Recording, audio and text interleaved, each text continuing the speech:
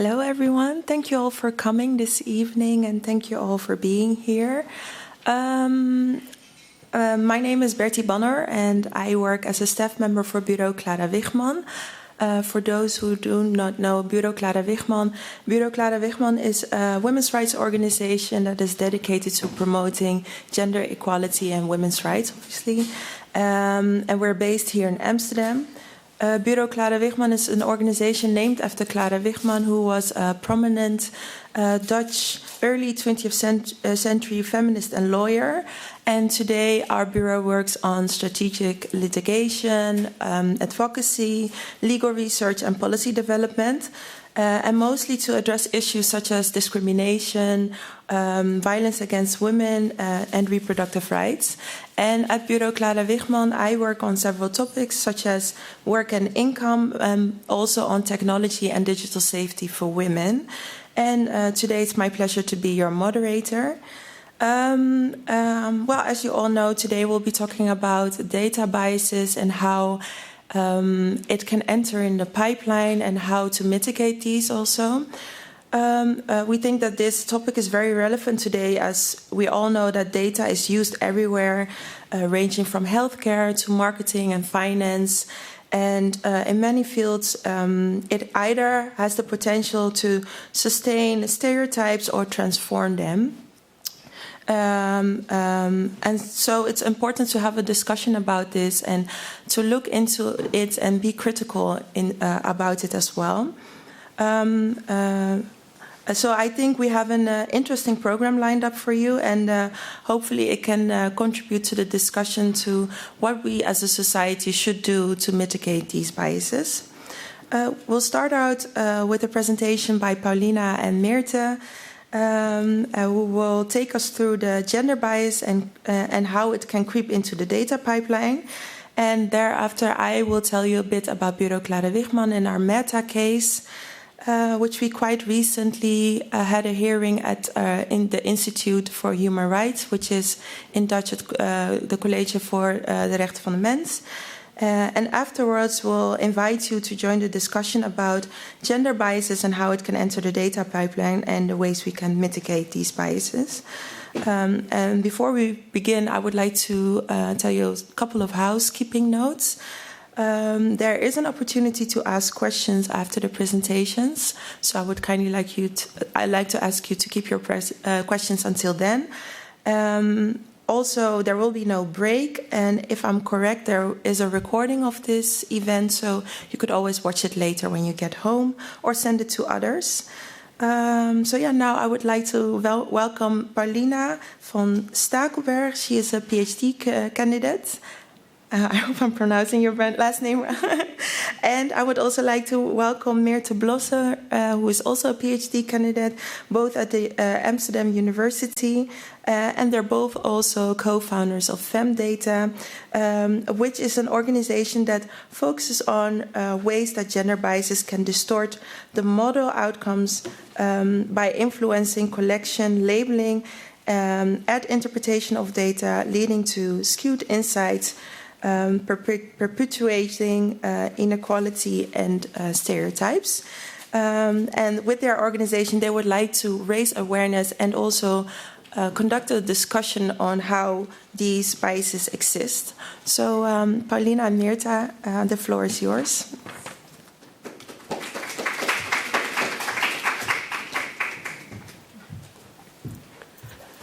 Okay, let me time myself. There we go. Yeah, so thank you everyone for being here. So many people. It's really nice to see all of you. We're starting off this talk with a little bit of an introduction. Part of the talk will be, this presentation for FemData will be me, and then Paulina will take the stage, and then I will be back again. So just very quick recap. We're both third-year PhD candidates in different departments. I'm within marketing and Paulina's within the business analytics department. We both have different interests when it comes to data. So Paulina is working on prediction models for time-dependent data, but she's also, besides that, just very interested in the societal issues. And for me, my research is specifically focused on AI fairness, but from a consumer perspective. So I'm looking at tools to help citizens with low AI literacy to understand algorithms, but most of all understand whether they're being discriminated against or not. So it's a bit more directly related to femdata. I will be sharing a tiny bit of my research, but very briefly. Most of the research that we're sharing here today is research by other researchers. You can see this as more of an overview of the space. We tried to condense it into 3 different phases, which I'll show you in a bit, to hopefully make it more manageable. But if you have super in-depth questions about this research that we're referring to, you can always email us to ask for the paper. I don't think we'll have much space within this bit over an hour to really go into that. So let's start. We started femdata because we saw everywhere, and we also noticed everywhere that, the use of data for decision making or data for this AI is like booming. And while, the use of data can be super advantageous in a lot of different ways, for example, I really like this map. They use satellite data and other forms of data to see whether and where there is deforestation happening. We have an example of, for example, a lab that is using AI to see when can a municipality step in for a family when they're having issues with payments, when they are approaching the poverty line.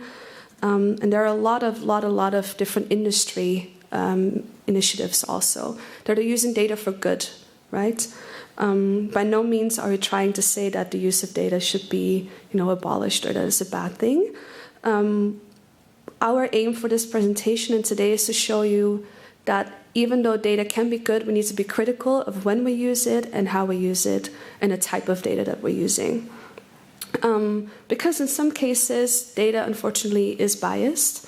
I have 2 quick examples here. For example, gender imbalance in medical imaging data sets, but we also have more societal examples that we all know, like the toeslagenaffaire. So not all data is objective and not all data is unbiased. So like I said, we're going to structure this presentation in 3 different phases to hopefully show you not only the complexity of the issue, but also try to condense it a little bit. So Paulina will be talking about data collection and data labeling and modeling, and then I'll be back for the data interpretation part.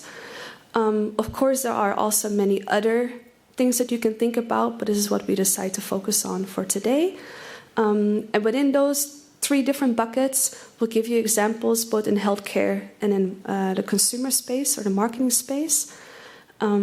Also to condense it a bit more, but of course there are many more examples that we would also love to talk about during the discussion. So then I'll give the floor to Paulina.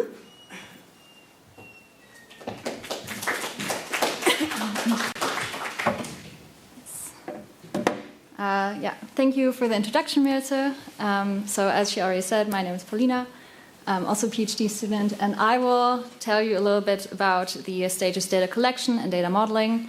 So I think we should start with some basic definitions. So first things first, how do we define bias in data science? So it turns out that people have slightly different ideas about this, slightly different definitions, and how you think about bias is very strongly influenced by the field that you're coming from. So what I'm going to do is I'll briefly go into a statistical definition, and then we'll very naturally see why we have to expand this definition a little bit. So in statistical terms, when we talk about bias, then we have a true parameter in mind. So we have the parameter in the population, and we're fitting a model on a sample to try and estimate this parameter in the sample. So when we have bias, then this is formalized as a systematic difference between the true parameter in the population and what we're estimating in the sample. So this can be something as simple as an average. And how big this bias is influenced by a number of different things. And one of these things, for instance, is that our sample might not be an accurate representation of the population that you're actually interested in. Okay, so that's our formal statistical definition. Of course, however, when we start working with data about humans, so for instance in medicine or in political science, human resources, so many different examples, then this definition needs to go a little bit further. So it's been argued in the past that if we start working with data about humans, we need to start thinking about algorithms as socio-technical systems instead. So that also would mean that we need to expand our view on what bias means. So then we take this traditionally statistical definition and we include concepts like justice and fairness and discrimination into this picture. Okay. And this is how we already get to our first stage, which is bias in data collection. So what I'm going to do now is I'll outline, again, some basic definitions. I'll give a healthcare and a consumer example, and then I'll talk a little bit more about a more concrete case study in femtech. So in the 1990s, Friedman and Nissenbaum were among the first people to give a formal classification of different types of biases in computer systems. And they have a bunch of different biases in this paper, so if you're interested in this, I would like to refer you to the paper, because I'm going to go into two of them more specifically. So first of all, we have the pre-existing bias. So what is pre-existing bias? This is bias that exists independently of the computer system. So this bias would have its roots in social institutions, in practices, and in just general attitudes that we have in society. So if we have a problem like sexism in society, then women would be less likely to be considered in particular data applications, so ranging from engineering to healthcare to wherever you work with data. So for instance, when you have educational software, if we have this particular issue, then the educational software might be designed with more of a focus on young boys than young girls, for instance. Okay, and then secondly, we can also have a technical bias. And this is bias that has to do with deficiencies in the technical tools that we use. So for instance, if you have a recording tool, it could be that this recording tool could have problems picking up on high frequencies. And that way you would end up with a skewed sample because women on average tend to have higher pitched voices, so fewer female voice characteristics would end up in the data set. So in both cases, we might end up with some kind of skew. Okay. So let's have a look at a few data skew examples. So as I said before, I'm going to give an example from healthcare, and I'm also going to give an example from the consumer space. So in medicine, a big problem that has existed for a very long time, and that has also been pointed out by this group of researchers, is that in particular clinical trials in oncology, for instance, so that's cancer research, women don't tend to get included in the trials as often as men, even for particular types of cancer that they might be more likely to have than men. So what happens when this is done? So when you have this kind of problem, then what happens is that you have this skewed sample, and you're training your model on the sample, and then the model would pick up on fewer of these female characteristics. So the drugs would work less well for the females, even though they might be more likely to develop those particular types of cancer. So that's a very, very common and very obvious example of data skew. However, we also see this in other applications. So as I said, I'm going to give an example for the consumer space, but you can also think about, I don't know, for instance, the fields that you're coming from. You probably also have those problems there if you work with data. But in the consumer space, we also see this data skew problem happening. So as an example, a few years ago, a group of researchers analyzed a big data set with textual information on different reviews that were published about products that were sold online, so products that you, for instance, buy on Amazon or something like that. And they wanted to see if there's gender bias in these reviews. So what they ended up finding was that women were more associated with negative attributes, and women were also associated with more family-related attributes, whereas men were more associated with positive attributes and with more career-related attributes. Okay, so why can this turn into a problem? The problem with this is that these reviews are actually fed back into the recommender system. So these go back into the recommender system as features. So if you have biased reviews and these are fed back in, then you as a customer are also going to get biased recommendations. So this is how the gender bias feeds back into the recommender system. Okay, so now a very common argument that I hear a lot in my work is, okay, why don't we just balance the sample? Why don't we just resample so that we have the same number as men as of women in the data set? So the problem with this is that the algorithms can still learn the bias implicitly. And I think a very good example of this is that there has been a study a few years ago where researchers looked at a situation recognition data set. So this is an image recognition data set. So you have a picture, and essentially, for instance, the model is supposed to say, oh, this is a girl walking through a street in Amsterdam. That would be an example. And what they saw is that their model picked up on the association women and cooking. And they were like, okay, no, we can't do this. This is a problem. Let's resample. Let's balance the data set. So they balanced the data set, and they saw that this problem still occurred. So the model still picked up on the association women and cooking. And when they started digging into this, they found out that the association was still picked up implicitly via children. Because it turned out that there were more children depicted in pictures with women than with men. And at the same time, children were also more likely to be depicted in images that showed some kind of cooking action. So via these children, the model still learned the association women and cooking. So simply rebalancing your data set is not necessarily going to solve the problem, because it goes a lot deeper than that. So a lot of these commonly suggested resampling techniques don't necessarily solve the problem that you're actually trying to tackle. So that's a bit of a cautionary tale, I think. Okay. Yes. So the examples that I just gave are examples on, concrete data skew. So you have some kind of imbalance in the sample. However, when you collect data, then there's another bias in data collection that can arise. So your sample can be a representative sample, but if you start collecting data on marginalized groups, then you can still have bias, because it can be systematically more dangerous to create an application for women than for men, for instance. And I think a very good example of this is menstrual apps, femtech. So these menstrual apps are originally meant as a tool for bodily empowerment and, just to give women back a sense of autonomy. But it turns out that the way these apps are implemented actually comes with a large number of risks. So we had a talk about this a few months back by two researchers from KU Leuven, who have a background in law and philosophy. And I'm going to summarize some of the points that they made on the socio-ethical risks. Okay, so first of all, we have the issue of stereotyping. When you use those menstrual apps, then you'll often notice that they have a very stereotypical view of what it means to be a part of the group of women using this app. So it's often really cute and pink. And the problem with this is not that you're not allowed to like pink. I mean, I love pink. I think it's a fantastic color.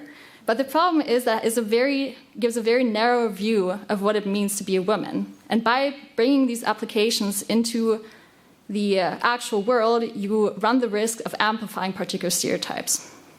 Then the second part is commodification. Oftentimes, these app providers actually end up selling your data, because this is really valuable information about your bodily states. So you end up being the customer, but also the product at the same time. So that's quite a problem. And then the last part is surveillance. And I actually think that this is, for me, the scariest part. So in some apps, you have the option to share your cycle information with a second party, like, for instance, a partner, or for some reason, if you want to, with your employer. I don't know why you would do that, but maybe some people are into that. I don't know. But the problem with this is that this can lead to situations where problems with partner violence and with abuse are actually amplified. And there's also a problem with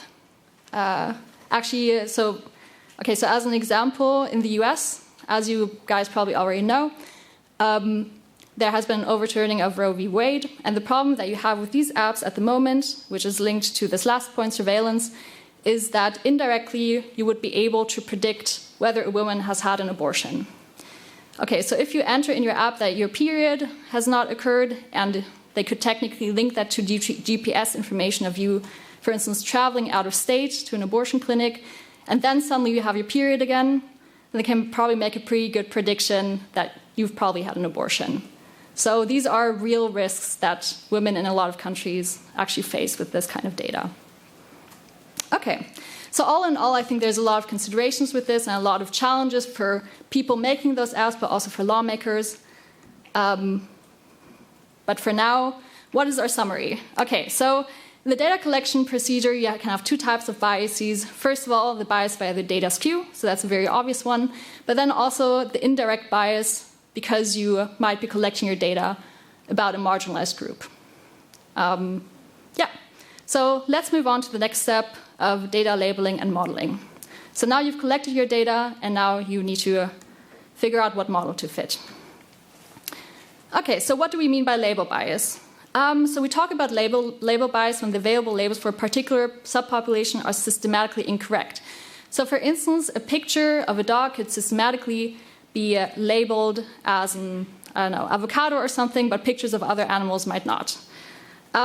And very roughly speaking, there's two different ways of labeling unlabeled data. So for instance, you can let a human do it. So I could give you a bunch of pictures, and you say, okay, this is a cat, this is a dog, this is a cucumber, or I can let a model do it. And I'll go more into the human labeling problem. So in both cases, bias can re-enter the pipeline via this labeling procedure. And with human labeling, we see it directly because the bias that a person has can actually influence the way that they label the actual data that they're presented with. So for instance, previous research has shown that human annotators annotated data about females more systematically as happy than data about men, even though when they applied a more neutral measure of this, there actually should not have been a difference. But it's just a stereotype that we have in society. And of course, gender bias in labeling context also has a more qualitative aspect. So when you look at these data sets, you often see that there's two categories, male and female. But we also know that there's a lot of people who just don't correspond to this very binary coding, right? And the problem with this is that, especially in security applications, these people might then be recognized as ambiguous by the system. So think, for instance, about an application in security and border control and so on. This could actually become a problem for people from the queer community, for instance, who in particular subgroups might be labeled as ambiguous. So that can become quite dangerous and marginalize people even further. Okay.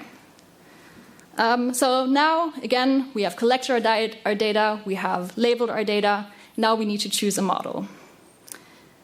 Okay, and again, we've picked two examples from healthcare and from the more commercial space to illustrate how bias can enter the pipeline at this stage. And I'll start with the healthcare example. So a group of researchers at UCL started reanalyzing a bunch of prediction models on liver disease prediction a few years ago. They wanted to see if they can reproduce the results, which was definitely possible, but they also noticed when they stratified the sample that they arrived at much higher false negative rates for the women than for the men. And why is this a problem? This is a problem because if you have a false negative, it means that the model predicts that you don't have the disease, whereas you do. So this can actually lead to much worse treatment for women in the end.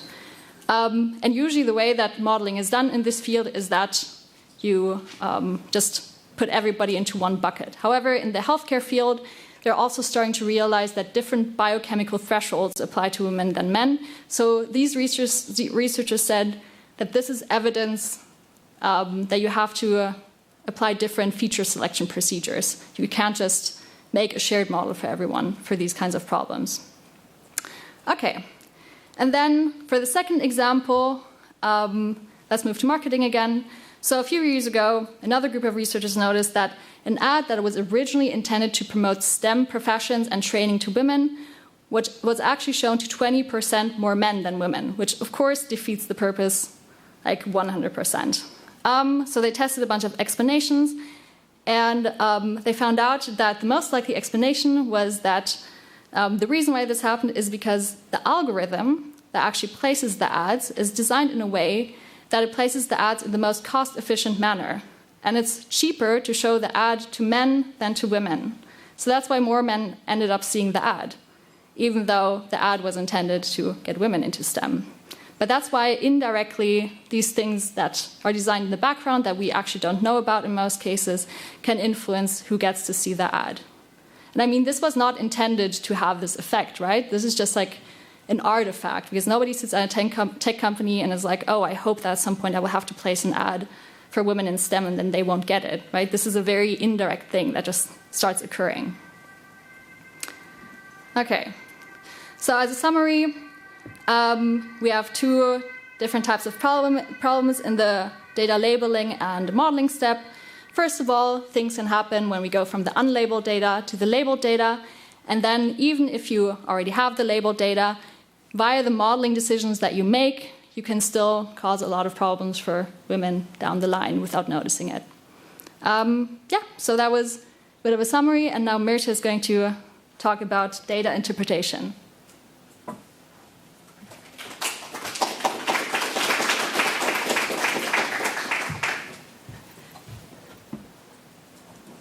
Okay, yeah, so we've had the labeling, we had the collection, we had the modeling.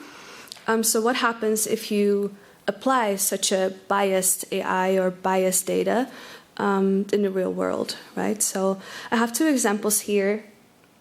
So within healthcare, what we see are, in general, I have to say, there's quite some algorithmic over-reliance, right? This notion of data is more objective, or data is cannot be judgmental, data cannot stereotype me, is quite prevalent.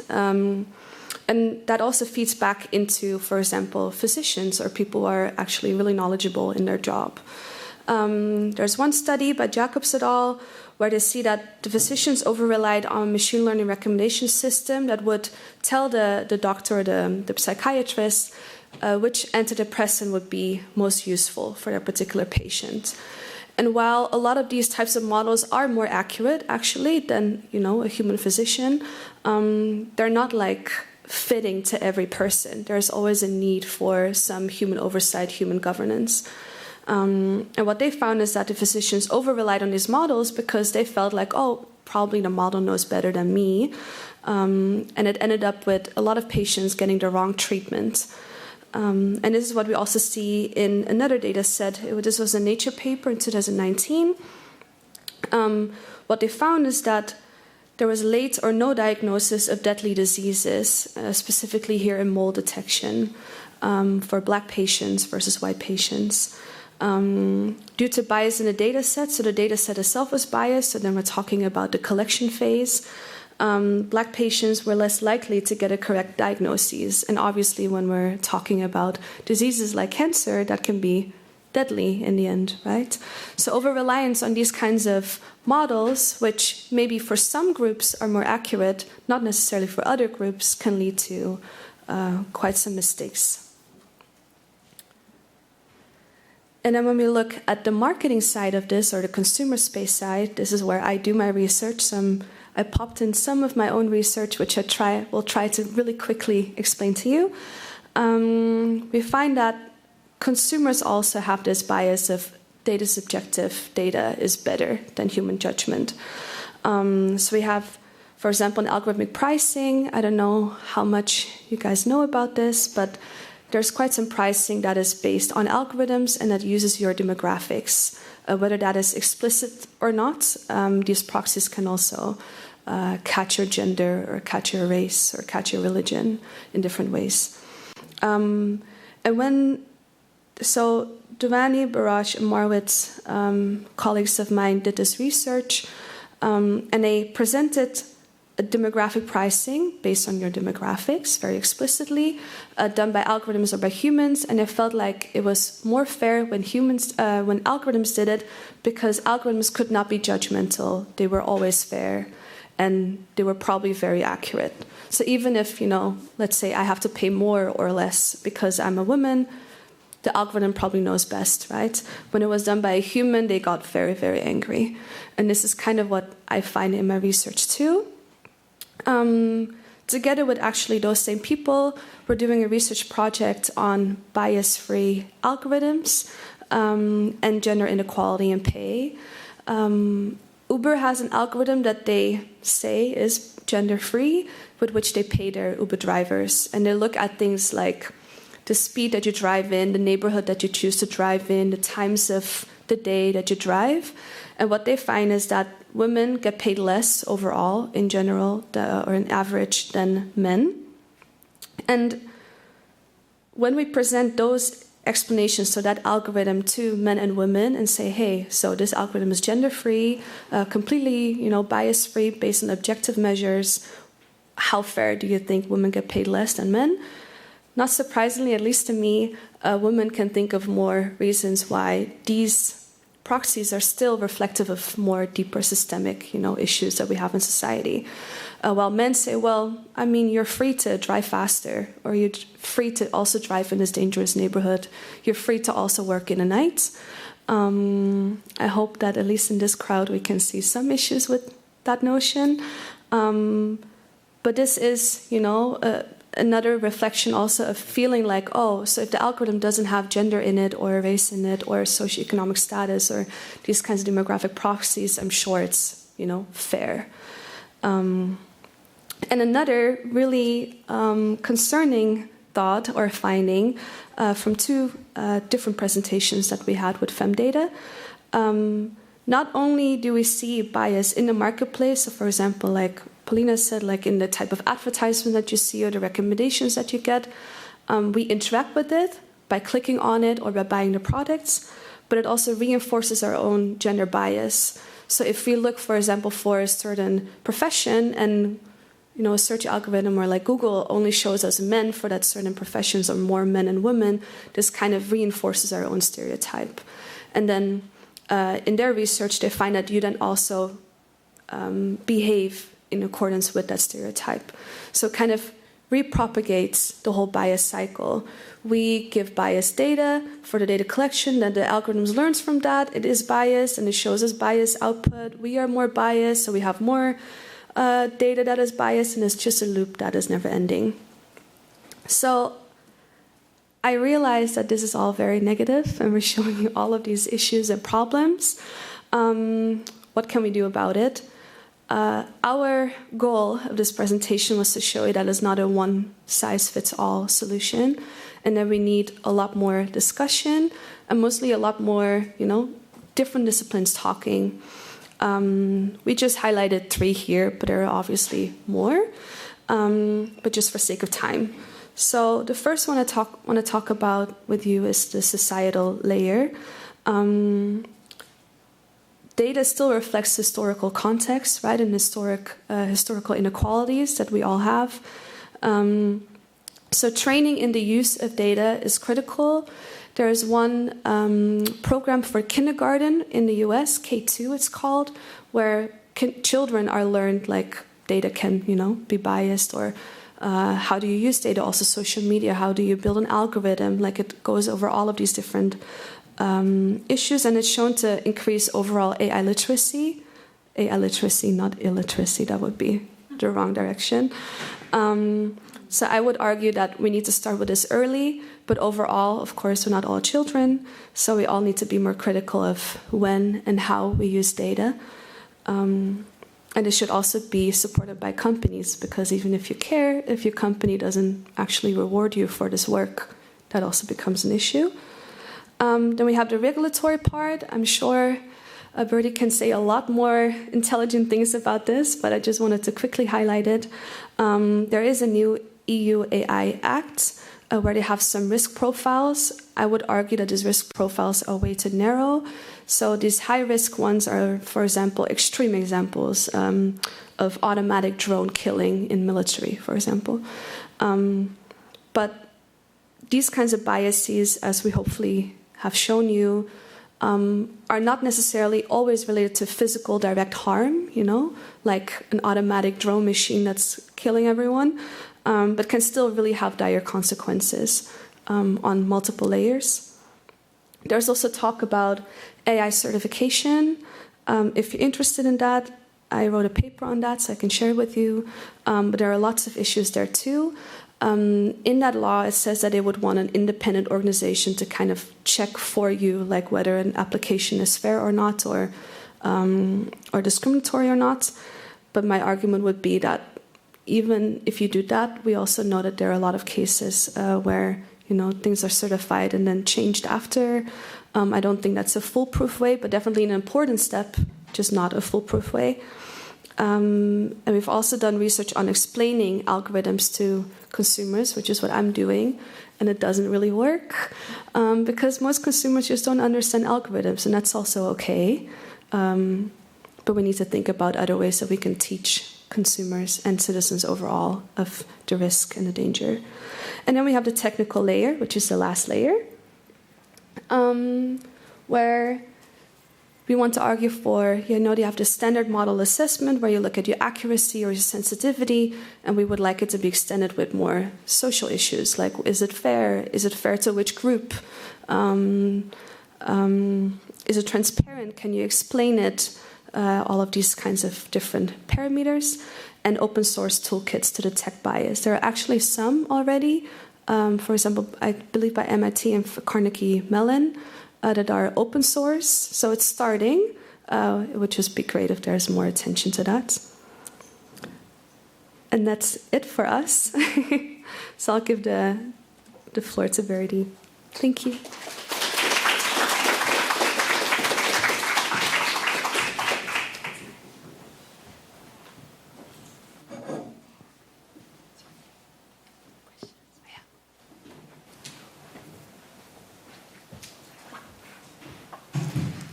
So I think there's time for one or two questions. So if there's anyone that has a question directed towards Paulina or Meerte, the floor is open.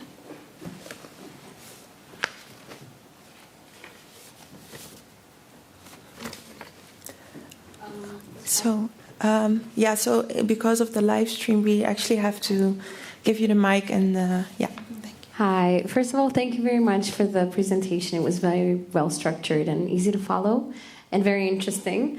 My question is about a study that I think you talked about, and it's this study about the bias-free algorithms, that they are seen as unfair by women. My question is, just to clarify, is this study about how is it seen, or is there actual data or studies that show that the problem is systematic and it is unfair to women rather than just seen as unfair? So in that study, we look at perception mostly.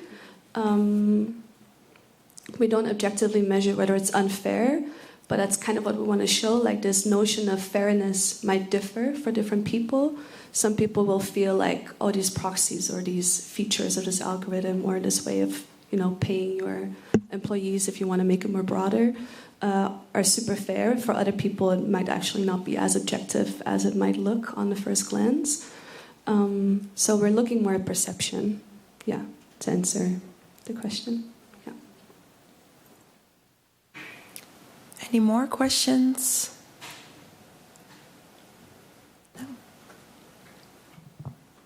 I had one.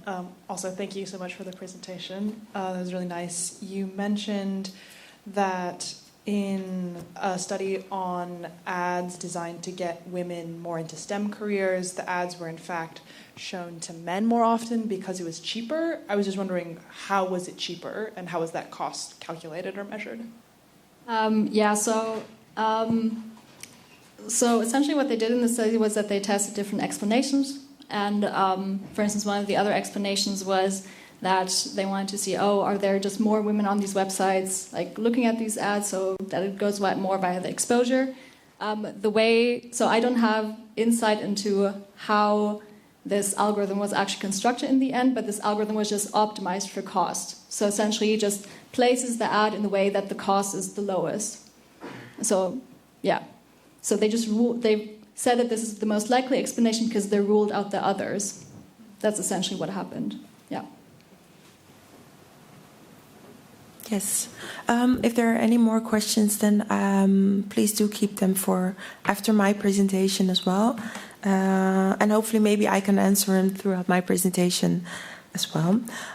So yeah, like I said, I work for Bureau Clara Wichman here in Amsterdam, and we recently had our Meta case against Meta, the big organization that runs Facebook, and we had our case, and I think it's maybe a good example of contesting biases in data modeling and using law to contest it.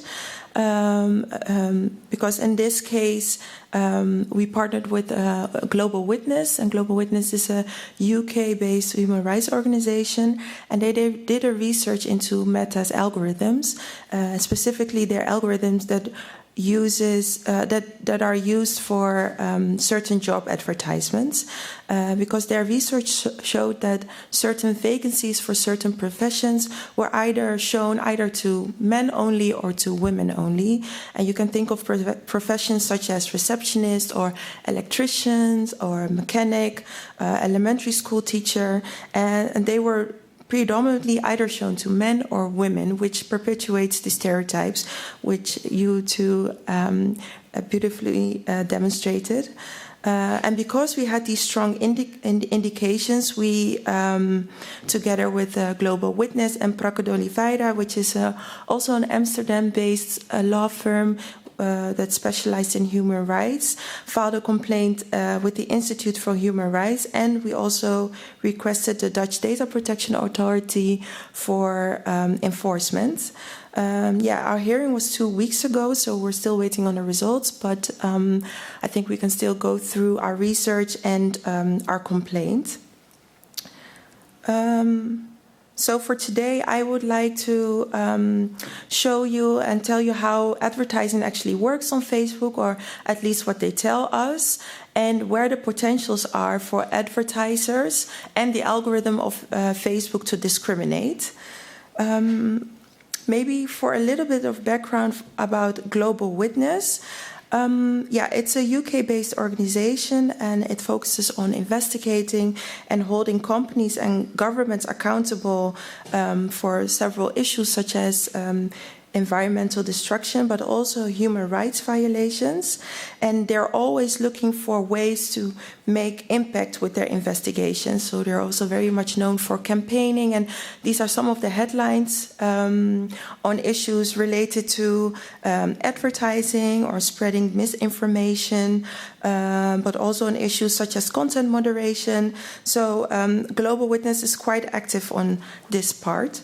And in the days before the UK and the EU passed laws on these issues, they were also interested in finding a way to hold these companies accountable, and more specifically holding big tech accountable for issues like these. And they got interested in anti-discrimination laws.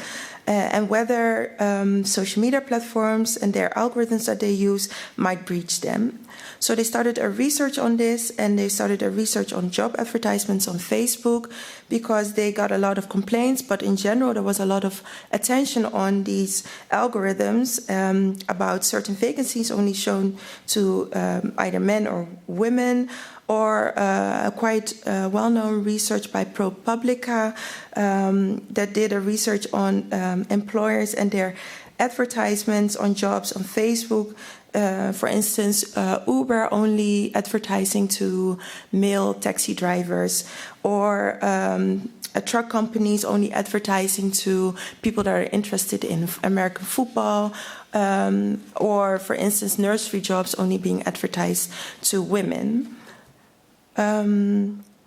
So they started their research based on this, and before I explain their research, I would like to explain how advertising on Facebook works. So as how Facebook explains it is quite simple. It starts with an advertiser having an opening for a job, and they want to advertise it. So they go to Facebook and they select a business goal. And when they select the business goal, they can also select the desired audience.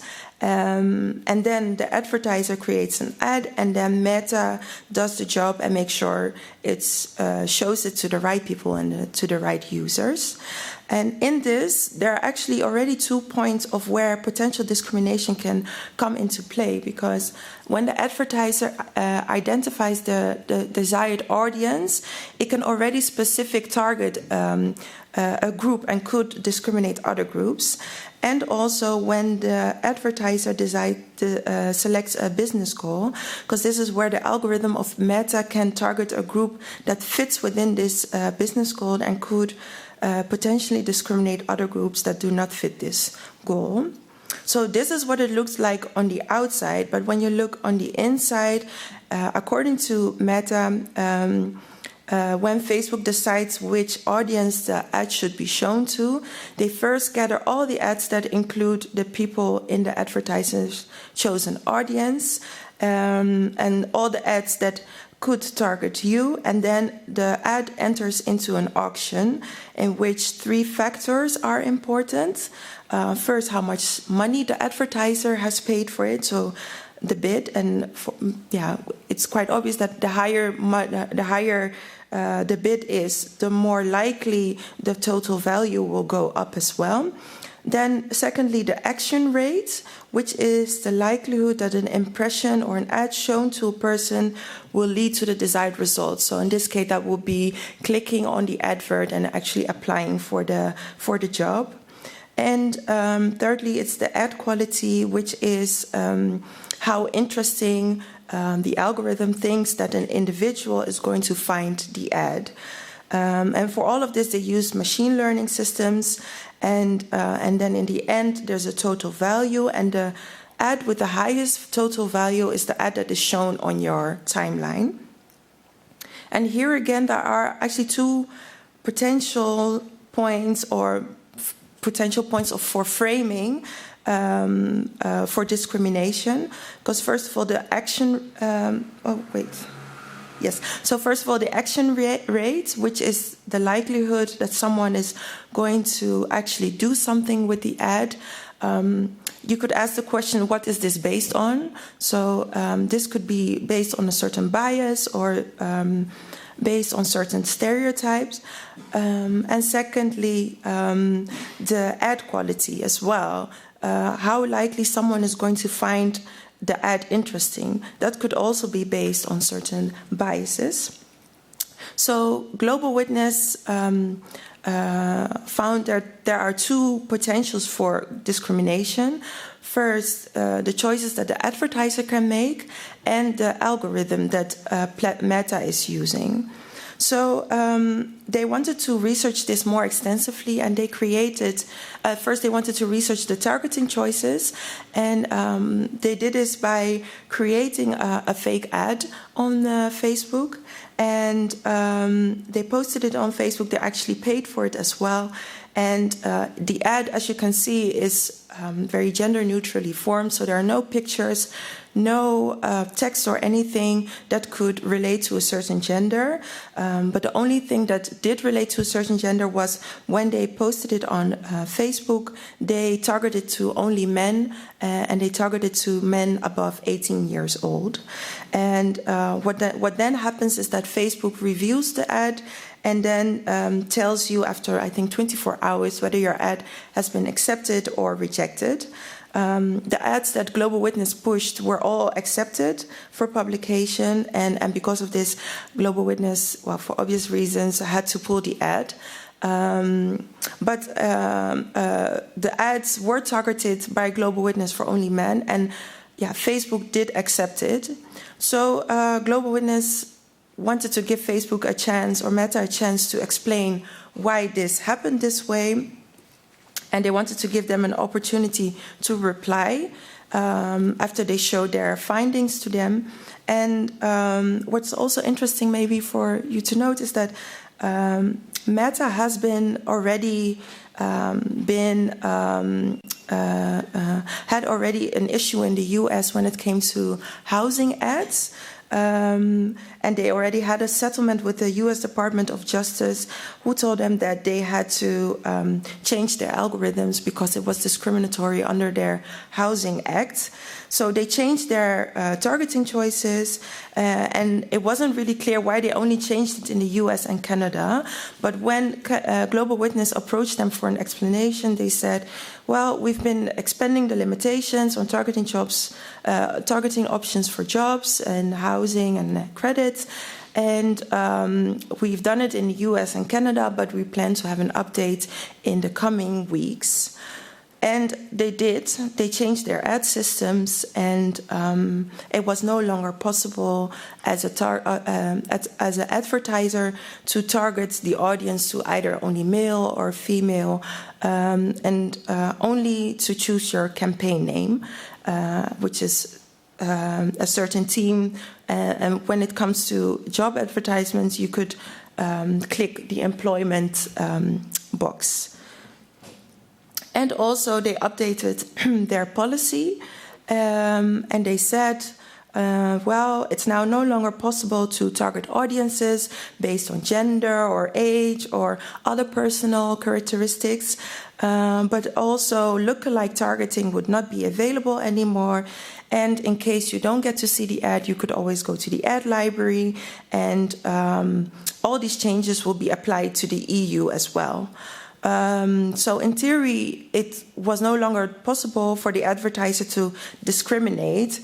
What did raise some questions for us was why it was only in Canada and the EU, because you would think that discrimination is an issue all over the world, and all over the world we have the anti-discrimination laws. So it's not really clear why they only enrolled it in Canada and the EU, but they did make some changes. So then it was left for Global Witness to research the algorithm and potential discrimination in the algorithm.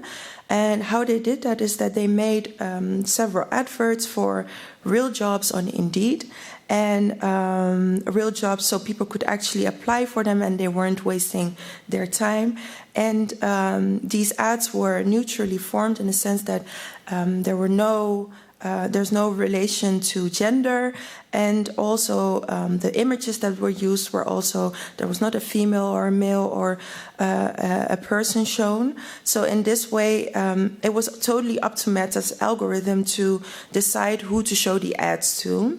And they did it for several jobs, like you're seeing for the nursery and psychologist jobs, but they also did it for mechanics and pilots and other jobs as well. And these are the results. So the yellow part is for women, and the almost not visible red part is for men. And you could see that the nursery jobs were 96% shown to women. The psychologist jobs were also mostly shown to women, 77%. The mechanic jobs were 96% shown to men. And jobs for pilots were 75% shown to men. So there was quite a lot of evidence that the algorithm of Facebook was discriminating and was actually favoriting certain genders for certain jobs. So what Global Witness after that did was they made a complaint, and they went to the Equalities and the Human Rights Commission, who is the overseer of the Equalities Act in the UK, and they went to the Information Commissioner's Office, who is the overseer of the GDPR. And unfortunately, both organizations didn't do anything with their complaint. Because they're not obliged to. And I think the Human Rights Commission even said, they replied with that it wasn't in their strategic plan, and they didn't want to look at it at that time. And the commissioner decided not to investigate their complaints. So then Global Witness had to look for other options and for other international partners, since their efforts in the UK stranded. So that's how they approached us in the Netherlands. And they approached Bureau Clara Wigman, but also the Amsterdam Law Clinics and the Information Law and Policy Lab to do the same research here and also file a complaint. And as for the research that was done here in the Netherlands, it was almost the same research as in the UK, but obviously in another language. And but it was similar as in the sense that they used images that were gender neutrally and also text that was also gender neutral, which was also quite a thing because in the Dutch language, some jobs, some professions are quite hard to, sometimes are quite hard to form gender neutral. But they did it all, and they made sure that it was again up to Meta's algorithm to decide who the ad was shown to. And the results are quite similar. For the mechanics, for the jobs for the mechanics was mostly only males, electricians as well, and the preschool teachers and receptionists were predominantly female. So what we did here is we complained to the Netherlands Institute for Human Rights, and we went to the Data Protection Authority as well. And fortunately, the Netherlands Institute for Human Rights was interested in it. And last 2 weeks we had our hearing, which was quite an interesting hearing. And I'll dive into that later. And the Dutch Data Protection Authority, well, we haven't heard anything from them yet because they're quite busy with a lot of things, but hopefully they will be interested in this as well. Global Witness also went to France, to Fondation des Femmes, which is also a similar organization as Bureau Clara Wigman. And they went to France because they knew that in France the government was very much interested in these issues. And they thought their chances there were also very high. So they did the same research in France, and these are the results, which shockingly are the same as in the Netherlands and as in UK. And afterwards they went to almost the same regulators as here in the Netherlands, to Défenseur des Droits, which is similar to our Institute for Human Rights, and they went to the France Data Protection Authority. So Global Witness did go to Meta and ask them again what their response is to these results. And quite interestingly, quite recently, I think it was in January 2023, they had this report in which they said, well, you know, we know that we were aware of this, and we have changed the discriminatory character of our algorithms. But yet again, we only did it in US and Canada. But what we did was we made sure that all the protected characteristics such as gender or racial background are removed, and everything that is related to people's names or they're interested that could show these protected characteristics are also removed. But we did it only in US or Canada. And in our case, at the Institute for Human Rights, which was very interesting, they said, well, you know, when it comes to the data points, we use a lot of data points, and there are a lot of factors that are weighed in. Yes, gender is one, but it's not decisive in the ad auction, which is very interesting because it suggests that gender is a data point and it is weighed in, but they make it seem that it's not a determining factor. So what also is interesting that in the US case, when it came to the housing, they were required to change their algorithm, and they were required to do that by a variance reduction system. And for those who do not know what it is, it's a sort of learning framework with the goal of minimizing the variance in number of ad views and the number of people who could have seen the ad. So it looks at the ad, the views that people have actually seen it, and it also looks at the broader eligible audience of people who could have seen the ad. And what's interesting in the variance reduction system is that it removes personal characteristics such as age and gender or ethnicity to make these determinations. So it sort of corrects itself and makes sure that the balance is more 50-50 in some ways. It's not really clear in which countries they have enrolled this. in their report, it says, yeah, we've done it in certain markets, which is very interesting. When we did the research here in the Netherlands, which was in March 2022 and April 2023, it didn't seem like they have enrolled this variance reduction system. And Global Witness also tested it in Ireland and India, South Africa and Indonesia, and it also didn't seem like they have enrolled this system there as well. And in my opinion, I'm also really wondering whether this is really the solution or if it's more like a band-aid to AI fairness. I think quite recently Meta had to make a compliance report, and the auditor who had to review that report found it very difficult to really verify whether the system is working as intended. Also, like I said before, in other areas and in other countries, it's still very clear that the algorithm is still working, having a discriminatory working. So I'm wondering if this is the way. But on the other hand, I don't think that Meta has to have a perfect model when it comes to fixing this and to de-biasing their algorithm. But I do think that at least when there is an auditor that has to review it, you should be completely transparent and open to whether the system is effective or not. So in conclusion, discrimination by the advertiser, in the sense that discrimination in choosing which audience you want to view, show your ad to, is mostly stopped in the US, Canada, and EU. Other countries were not really clear.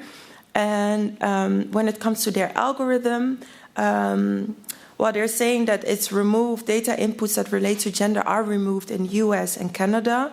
And that the variance reduction system is supposed to fix it, but it's not in the EU and other parts of the world as well.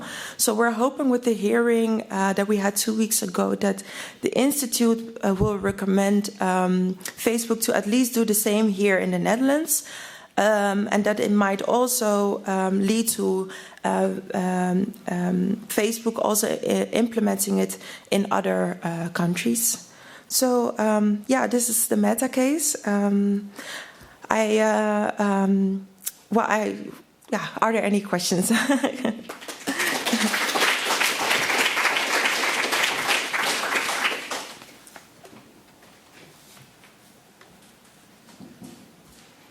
No? Maybe for later.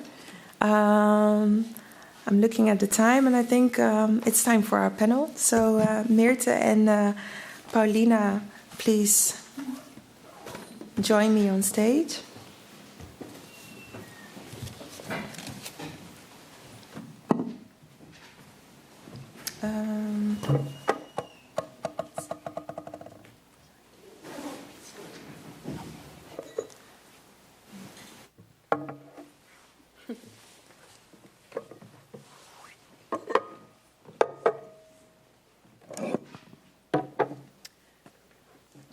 So, thank you for your presentation and the examples that you provided us. Paulina, you explained in the part of the data collection, and I think Meerte, you said it as well, in the part of the data interpretation, that there are potential risks such as stereotyping, and that these stages could amplify it more. What I hear as a common argument regarding these risks is that, even though it might be a stereotype, when we look at the real world, there are many young, heterosexual, able-bodied women, for instance, that use these menstrual apps. Or when we look, for instance, in STEM, the jobs there are mostly done by men and not more done by men than women. So hearing this argument, what is your view, or how do you mostly respond to this?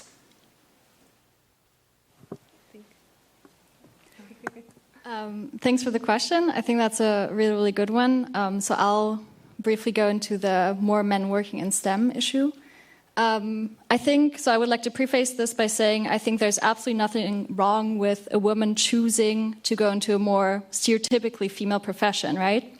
But I think the problem that we see is that this is also shaped by particular societal expectations that children are already confronted with. And for instance, there's been a study, I think from 2023, where researchers have analyzed data on the relationship between math scores and the intention to pursue math-related professions. And what they saw is that with higher scores on the math test, the gender gap actually became bigger. So for the girls who scored higher on the math part, they were actually less, the gap between the girls and the boys in terms of how likely they were seeing themselves in math-related professions actually became bigger, which I think is quite surprising. And of course, these researchers don't really know why this happens, but I think these kinds of studies just prompt, further research on this topic to figure out why this happens, why somebody is good at this but then chooses not to do it. So for instance, other studies have also shown that girls are less likely to feel confident in their ability to excel in STEM professions, even though they might have same test scores on, for instance, math and physics and so on. So we see that there is a social component going into it as well. So it's not just a lack of interest, but it's also, for instance, not being confident in your own abilities. So I think that is something that I think should be further investigated with that. Yeah. I will just piggyback onto that. Seeing a certain, let's say, Instagram feed or like an ad feed also kind of repropagates that bias, right? Is what we talked about earlier. Whereas if I'm constantly confronted with only certain types of jobs that I could do, like my mind is in that space, it will be I will be less likely to consider those other options. And with that, if you're choosing to only show your, let's say, job ad to a certain group, you take opportunities away from other groups, right? So you're kind of shaping the interests of someone, even if they don't really have an active say in if they want it to be shaped in the first place. This is the same for dating apps, for example, where you only show certain people. So this can pertain to a lot more broader issues than just job ads.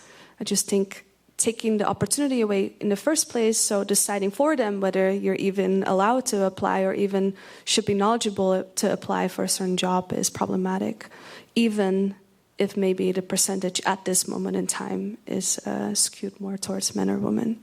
Yeah. Thank you. And in your presentation, you mentioned algorithmic over-reliance, and that more and more people are really relying on algorithms to do the math, and that, a lot of times they do the math correctly, and because of that, a lot of, for instance, doctors rely on it to do the work for them. In these times where, for instance, in healthcare, there are very much shortages and, there are a lot of people looking for people to fill in these gaps. Algorithms or other tech tools are used to do the job as well and to fill these gaps in jobs. And most of the time what people say is that, algorithms do the job and they do know best and they perform the calculations and they do the math. So why not rely on it? Why? What if it's actually better? Why not rely on it? What's your view on this? How do you see this? I don't think there's anything wrong with relying on a model if it's accurate for that specific purpose, right? I think a lot of times algorithms are better. They're just more accurate. A lot of times they're also less biased than humans. That's also an amazing thing, right? But you have to be critical about, for example, the data that is based on, and then also think okay, so this model is based on predominantly white people. I should also probably apply it to those white people. Or if my model is mostly trained for, male characteristics, for, liver disease detection, I should probably only use it for males. So my argument would not be against algorithms or against the use. I think it's a lot of the times it's amazing and more accurate. You just have to be really conscious of for who is it more accurate. Yeah. Quick point. And I also think, just to add to that on top, I think we underestimate how difficult it is to validate a prediction model. So there's different types of validation, ranging, for instance, from internal validation to external validation, and most of the models that we actually see in research have not been substantially externally validated. So you actually have to do this on a very, very constant basis, and it requires a lot more work than I think is obvious at first. So even though, for instance, a model might perform for a particular amount of time, it could be that the model performance very quickly degrades in like half a year or a year from now because it can see other contexts, or because, for instance, external validation deals more with testing it on a population that we have not trained the model on. So there's different challenges that I think come in here that are very hard to see in the initial study. Yeah. And concerning these challenges, during our preparation, you were telling about FemData, and you mentioned that, and you said it at the end of your presentation as well, that there's not really one way to solve this issue, and there's not really one certain view that could solve it all. And that's important to have an interdisciplinary talk to how we can mitigate these issues. Could you maybe elaborate on that, and also maybe elaborate on how in this approach it's important to make it inclusive, because your organization also advocates for intersectionality. So how should this be inclusive of diverse gender perspectives as well? I don't know who wants to answer it first. Go first. Just to clarify, like how to get all of those perspectives. Yeah. So we've talked about this a lot, also with other people, because one of the issues that you run into, so we host talks, right? Monthly talks. Most of the people that do research on this are white. That's one problem. A lot of times when we want more technical talks, it's mostly men. And then you kind of, I mean, that's not necessarily an issue, but it's one perspective, right? So what we're trying to do is reach more out to, I mean, these are future steps, is to reach out to people that maybe not want to talk to us or listen to us, which is a challenge. Reach those groups that maybe don't think there is an issue in the first place. But also, I mean, and connect with them, right? And have that discussion with them, which might be frustrating sometimes, but needed. The value of having different disciplines, I think there's a very clear example of, for some time, and I think there are still people who feel this way, people said like, well, let's just remove gender altogether from the algorithm. Let's just remove it, then solved, done deal. But in order to know if your algorithm is biased, you need to know if it's biased against gender, and for that you need to actually measure gender. So I believe there were some regulations but I'm looking at you, maybe you know a bit more, where this was like one of the options, like you're not allowed to use proxies that are related to gender, ethnicity, all of these things. But then how do we know whether the algorithm is skewed if we don't actually know, if we're not allowed to measure it? I think just having a bit more of an interdisciplinary talk could have already solved that whole conundrum. So that's kind of the value. That doesn't really answer your question directly on how to get those people. That's something we're also, struggling with. Not struggling is not the right way to say it, but it's a challenge. Yeah. I don't really have anything to add to it. Yeah, when I look from a legal perspective, I can see that there are a lot of developments. You mentioned the AI Act already, but we also have now the Digital Service Act, which started working beginning, I think, February somewhere this year. But yeah, we also have the GDPR which we based our case on, for instance, which talks about processing data and using personal characteristics like gender or age or racial background, which is prohibited under the GDPR. So you can see that in the legal sense there are some developments as well, and that there are ways of holding, for instance, big platforms accountable and giving them responsibilities in doing so. But yeah, I agree. It needs a more interdisciplinary way of seeing this, because only a legal way is not the way to solve it. We need the technical aspects. We need social aspects as well. So yeah, it is a challenge, but it's important to have conversations like these and to talk about it and to raise awareness, because that's where it starts.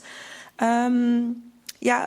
Well, maybe the audience have any contributions or have any ideas on this, or has an idea on the way to solve this problem.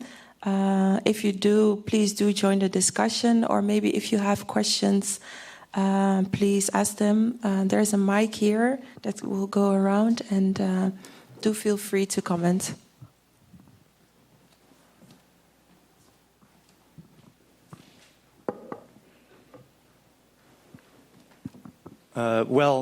Earlier you talked about the fact that some models are trained on specific groups and will only work on those groups. How would you prevent the disparate outcomes that would still come out of using these models only on those groups? So, for example, in healthcare, you have a model for liver disease that works better on men. And so you only use it on men. And if the model works better than human detection, then you'll still have disparate outcomes with detecting these liver diseases, because you have a tool that works better but only on a certain group. How would you, I guess, grapple with this inequality that still springs forth from dealing with it this way?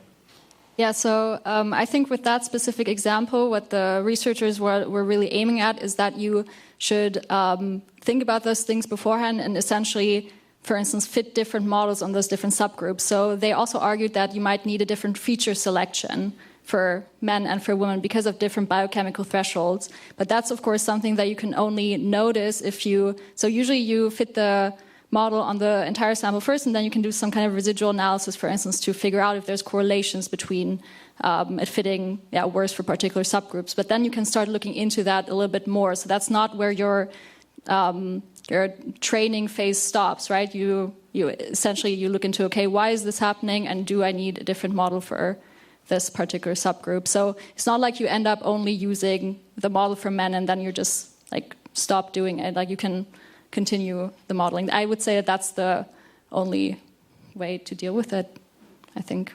Yeah. I'm guessing you're referring to my comment, like knowing when and for whom to use the model. Yeah.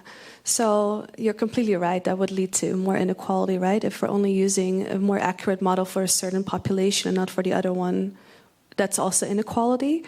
By no means I would argue for, only a model for the population that we are more accurate for. It would be, very necessary to build another model for another subgroup, just like Paulina said. I just wanted to, Your scenario would be pretty bad, yeah.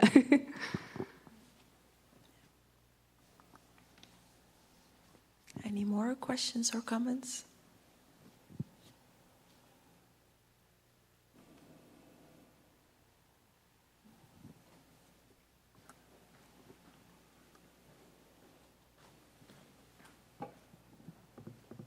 Hi, I just wanted to ask, when we were talking about solutions under regulatory approach, someone had mentioned AI certification, and I wanted to know if we could expand on that a little. Yes. So within the EU AI Act, at least when it was a draft, I'm not sure if it's still included. One of the solutions to fair, accountable, all of that fate AI was AI certification. And this certification would be like kind of an auditing framework of an algorithm of a company that then would be tested against these kind of, EU regulations on fairness. following a very specific definition of fairness also, so you could have a lot of discussions about that in itself. In that EU AI Act, it's not very clear who this independent organization should be. At the moment, mostly KPMG and Deloitte and these kinds of companies are stepping in. There are some examples of more human rights watcher kind of organizations who are doing it. There's an amazing book. It's called Math Destruction by Cathy O'Neill, on the top of my head. She started her own company, but then there were also ethical issues with her assessment. So it only shows how hard it is to be really fully ethical about this thing. In an ideal world, this auditing would be done in, it would be an ethical audit where you look at fairness and different definitions and all of these things. And then their idea of this was that a company would just have a stamp, and then as a consumer, you don't have to worry about it anymore, which I think is great for those people who don't actually have a lot of knowledge about it, right? It's a good option. Just the reality of how these auditing how this audit is working is, I'm quite pessimistic on it. But there's a lot of room for improvement there. Yeah. Does that answer your question? Yeah? Okay. Any other questions?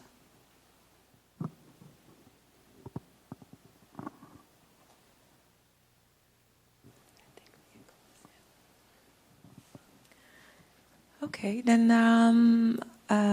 thank you, Paulina and Meerte and Paulina for organizing this and sharing your sharing your perspectives on this as well, and also challenging us to think more critically about this and about the various stages of data processing.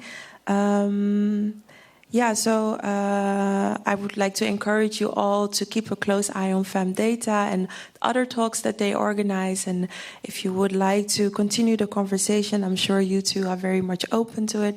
I'm open to it as well, of course. And also, thank you for SPY 520 for helping us with everything. Thank you to all the attendees here for your participation and your questions, and also for the people watching virtually as well. Thank you. Have a safe journey home.